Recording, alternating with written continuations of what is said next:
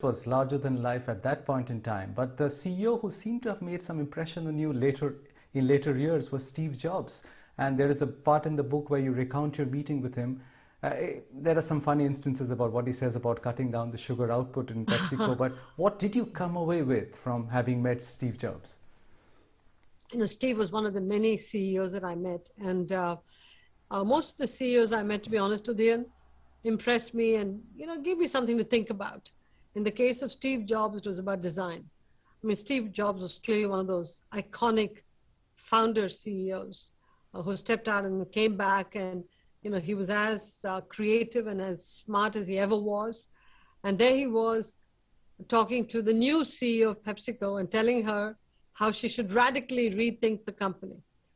But he wanted me to put design at the core of everything because he thought design drew consumers to your products. Design evoked passion for people towards your business and your products and your brands. So he was talking to me about design in ways that I had not been, ever been talked to before.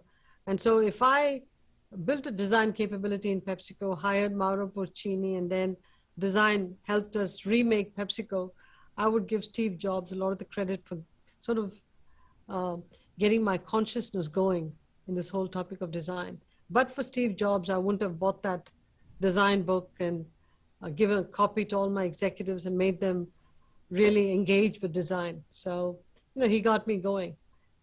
He has his own unique style, which I loved, but he got me going.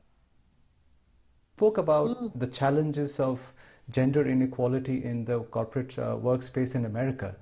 But, I mean, I sit in India, and would you say that we have a much bigger mountain to climb with that aspect in India?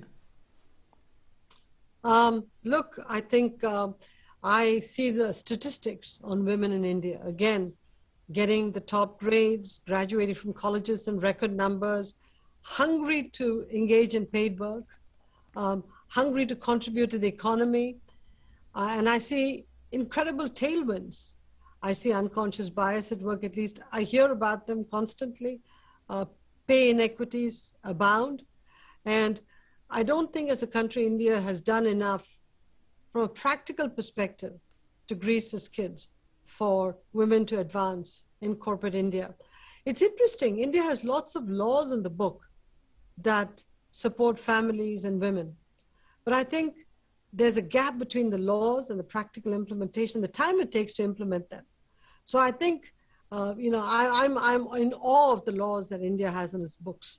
I think now we have to recognize women as an incredibly talented group of people who can do wonders for India at a time when India is shifting to a knowledge economy, increasingly so.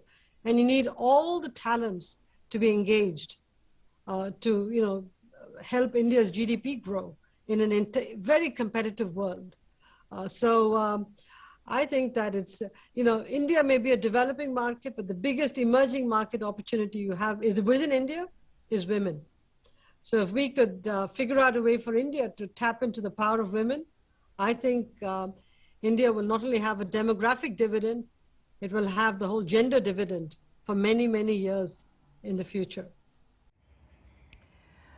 So then, how delightful to listen to Indra Nooyi, her experiences over the years. She's an icon for so many women looking to break the glass ceiling. What were some of the highlights of your conversation with her? Well, I mean, the book itself is one thing to be read, Abha. It's a delightful book with so many experiences recounted by her over a glittering career, and some very amusing ones as well.